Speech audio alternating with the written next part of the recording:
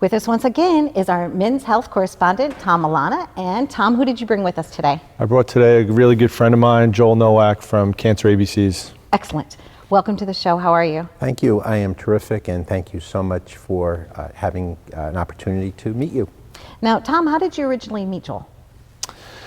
Good question. Actually, I met a representative from a drug company at a prostate cancer walk last year.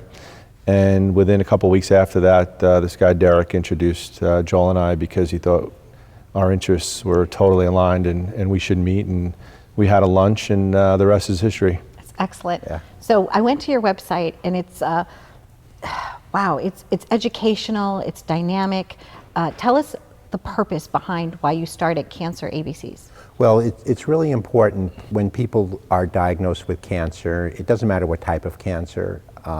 They often don't respond properly. They kind of cringe. They withdraw into themselves. They don't become responsible for their own health care, which is really important. Basically, they barely survive. And what's really important is not surviving. It's finding a way to thrive despite having cancer. And so what we're trying to do is to help people who are diagnosed with cancer to thrive. And that's really what our goal is. And you're right, very similar to Mancave Health, Tom, which you've started. What's new and exciting that's happening with Mancave Health right now? Just finished another golf outing, right? Poker night, not golf outing, poker night is Monday, but since I've been on the last 90 days, there's probably 5 to 6 new man caves in the works. I think the next one will be in Newport Beach, California, which I'm pretty excited to have an excuse to go to Southern California a few times a year and check in on it. So. And one of the things that you were, the reason that you started this is that you had gotten prostate cancer, but you knew that a lot of men weren't getting the help that they needed. So they weren't getting screenings, they weren't taking care of their health. And from your perspective, so many people were coming to you and they got the diagnosis and they just like flatlined already. Exactly. They don't, there's no reason that a person who's told they have cancer would know what to do. And all these emotions roll in and basically people shut down. And that's that's probably the worst thing that they can do is to shut down. So they need to understand that there are things that they can do. They can take responsibility for their own medical care. They can put together the proper medical team and they need to learn how to take their role in the management of their disease, and that's really important.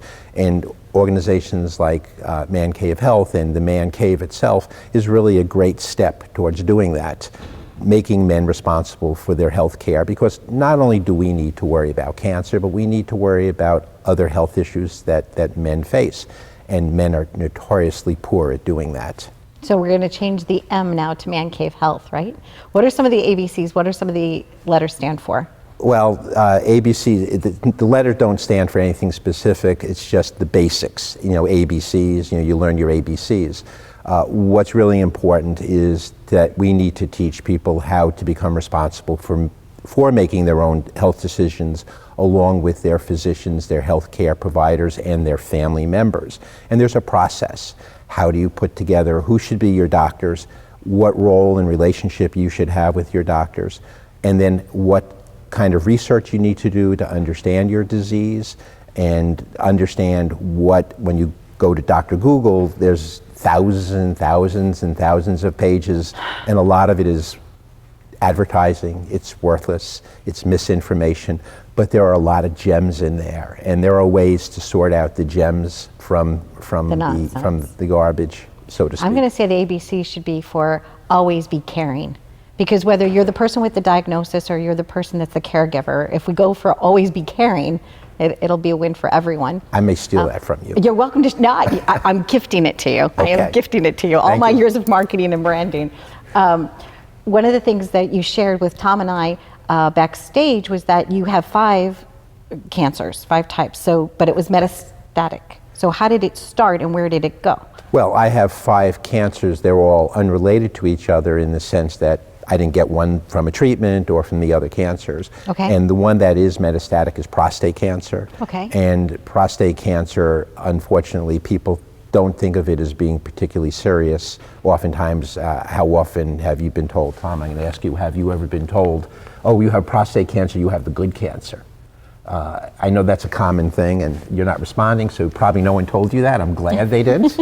But there's no good cancer. Yeah, there is no good cancer. Right. Prostate cancer kills. There are some better than others, but there's no good ones. Let's put it that way. There's no good ones. Prostate cancer is the second largest cancer killer of men, and Okay. people don't understand that, and they say, "Oh, you have prostate cancer. You'll live with it." That's not true. We die of prostate cancer. Okay. And 30,000 men a year die of prostate cancer. That's exactly. a lot of men. It's a lot of men. Yeah, and so we need to get that myth, that statement eradicated. It should not be in our vocabulary. Okay. Prostate cancer is a serious illness. It needs to be treated that way. But what's more important is how can a man lower their risk, and more importantly, how can they make sure that they're being screened? It's really important, because if you catch prostate cancer earlier, you can treat it and be done with it. Like me. Like you.